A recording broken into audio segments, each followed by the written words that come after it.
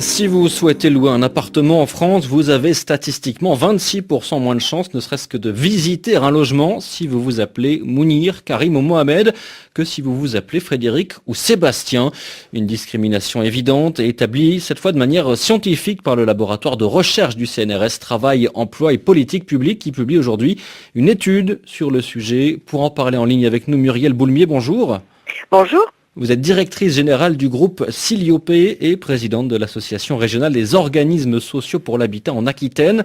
D'abord, merci d'être avec nous. Est-ce que vous avez été surprise par les résultats de cette étude ? Alors, je n'ai pas été totalement surprise, en effet, parce que c'est une étude qui intervient après d'autres études. C'est une observation récurrente et je trouve que c'est très très très bien qu'elle se fasse.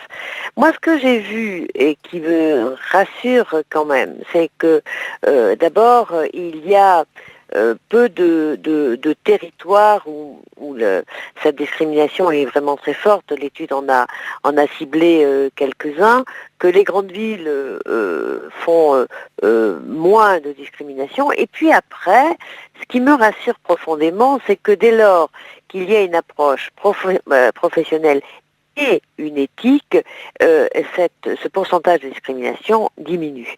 Et ça, voyez-vous, c'est quand même... Vous voulez dire passer par une agence plutôt que par un site de petites annonces ? Par exemple, oui, j'ai vu les résultats. Alors, bien sûr, moi je me suis dit, voyons, est-ce que les attentats de 2015 ont eu un effet sur cette discrimination avec, vous savez, ce qu'on appelle les préjugés inconscients ? Exprimé ou pas. Alors, il y a eu plusieurs études de ça. Il paraît que oui. Enfin, il apparaît plus exactement que oui. Et donc, visiblement... Enfin, les discriminations, je vous interromps, mais les discriminations liées aux origines ethniques réelles ou supposées des candidats à un logement ne datent pas des attentats de 2015. Exactement, c'est ce que je voulais vous dire.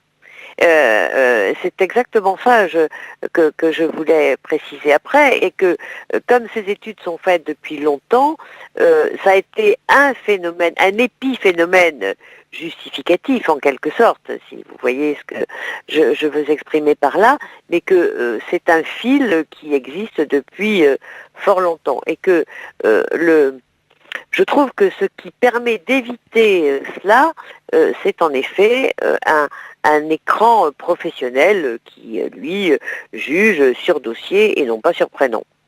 Il n'y aurait pas moyen pour l'État, parce que malgré tout, même si effectivement certains choisissent de passer par des professionnels et par des agences, il y a encore beaucoup de gens qui passent par des annonces de particulier à particulier. Malgré tout, ces pratiques restent illégales. Il y aurait un moyen d'empêcher ces pratiques de se poursuivre ? Alors, c'est évidemment complètement illégal. Bien sûr que c'est complètement illégal. Et donc, ceci dit, quand on est dans un particulier propriétaire d'un logement qui veut le louer, il est dans le choix du locataire. Ça, c'est évident. Mais le locataire, lui, n'oubliez pas que depuis 10 ans, peut demander des comptes devant la justice. Alors, c'est plus facile à dire qu'à faire, mais peut demander des comptes devant la justice à celui dont il estime que son comportement a été discriminant.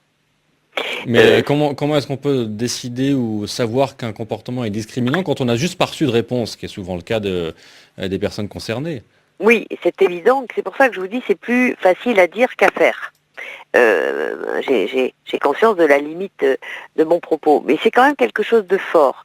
Et ensuite, il est bien clair que le monde professionnel est là pour éviter cela, et que réguler une offre qui appartient au marché privé, c'est-à-dire un propriétaire qui met sur un site, je vois très bien ce dont vous voulez parler, un logement à louer, et qui décide de ne pas rappeler certains candidats, malheureusement, on ne peut pas vraiment le quantifier, enfin, sauf dans l'étude que l'on évoque aujourd'hui.